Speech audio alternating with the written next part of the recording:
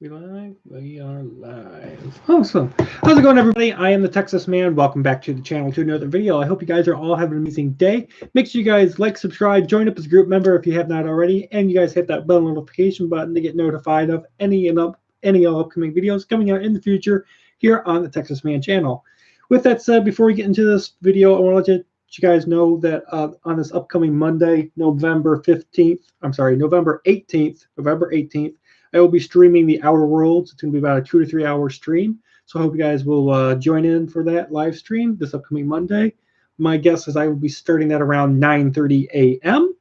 And with that, let's jump right in. So I just finished watching Star Wars The Mandalorian Episode 2 called The Child. So we're going to talk about the positives and negatives and then give you guys my final score for the episode itself.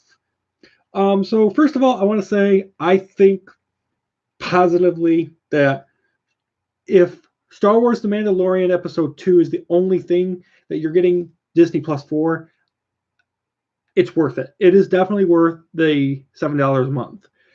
I'm having a blast watching it and watching old stuff that Disney pumped out over the course of 40 years and whatnot, and it's really worth it.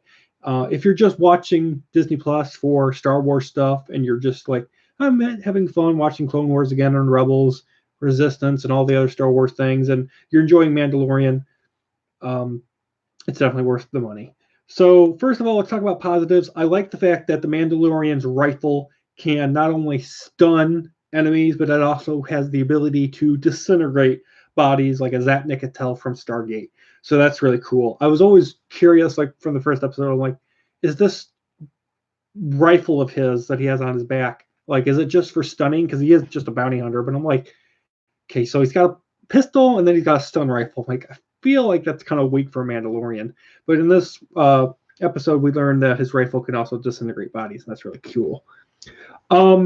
This episode focuses a lot on the Yoda baby. I don't know exactly what it's called, but I'm just calling it the Yoda baby because it looks like Yoda.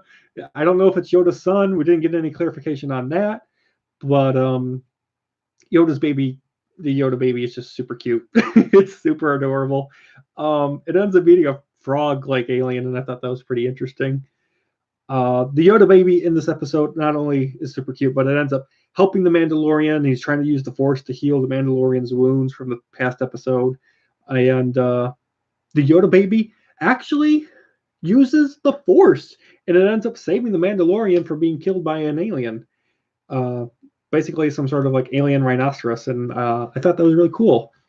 Kind of curious as to why the Empire and the scientists and all those guys want the baby, and like, what are they going to do with this kid that can use the Force?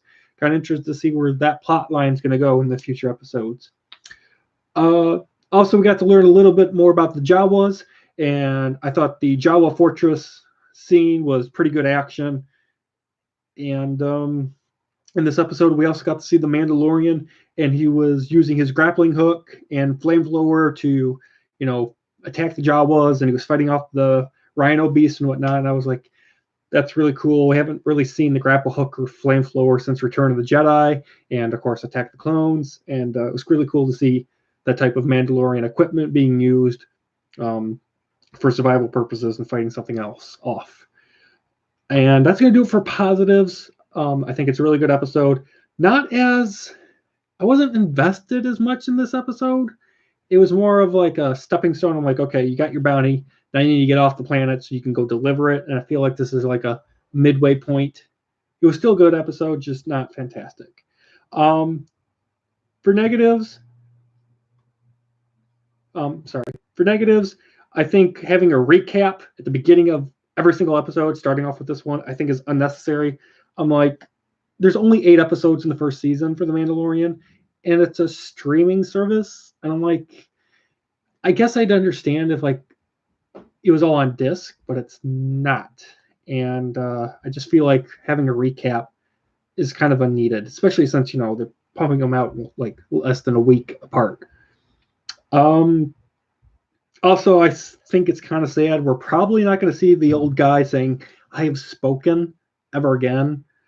He doesn't end up joining the Mandalorian's crew. He's just like I'm going to stay here on this desert planet and enjoy the rest of my life by myself with these aliens and, just chill out in my valley. And I'm like, okay, you just don't want to have to deal with anything else in society.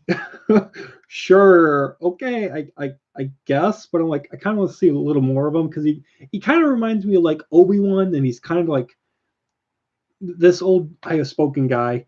He's kind of like teaching the Mandalorian the ropes of, this is how you should behave. Hey, you're a Mandalorian. You should be able to do this kind of stuff. And I'm like, I kind of want to see a lot more of that in the show. And I feel like they're not going to use him again, which is kind of sad. And then lastly, for negatives, I feel like this episode was short and it felt really rushed. Like they were just rushing through events. Like, we got to get to the next thing. We got to get to the next thing. Boom, boom, boom, boom. And I'm like, relax. The first episode was 40 minutes. This episode was only like 32. And I'm like, I feel like they need to be 40 to 45-minute long episodes so they don't feel so rushed, and it allows for breathing time between major events or action scenes. And I felt like this was just action scene, event, action scene, some dialogue, action scene, event. And I'm like, whew, like I'm gonna have to rewatch the episode a couple times for me to be able to sink everything in and be like, that's really funny or that's really cool. So keep that in mind. Still, I think it was a really good episode. Not as good as the first one, but still, it's a good Star Wars. I like the fact that the people that did Clone Wars and Rebels and George Lucas and Dave Filoni and whatnot, they're all behind the scenes and they're making an amazing TV show for us. And it just proves that, after the disaster of everything that Disney's been pumping out so far, Disney actually can make a good live action Star Wars series. And I'm super happy that they've actually got their heads on straight and they've got good people behind the camera helping make this show fantastic. With that, I'm going to give episode 2, The Child, a 9 out of 10. Thank you guys so much for watching. As always, have a great day. And guess what, guys? I have spoken.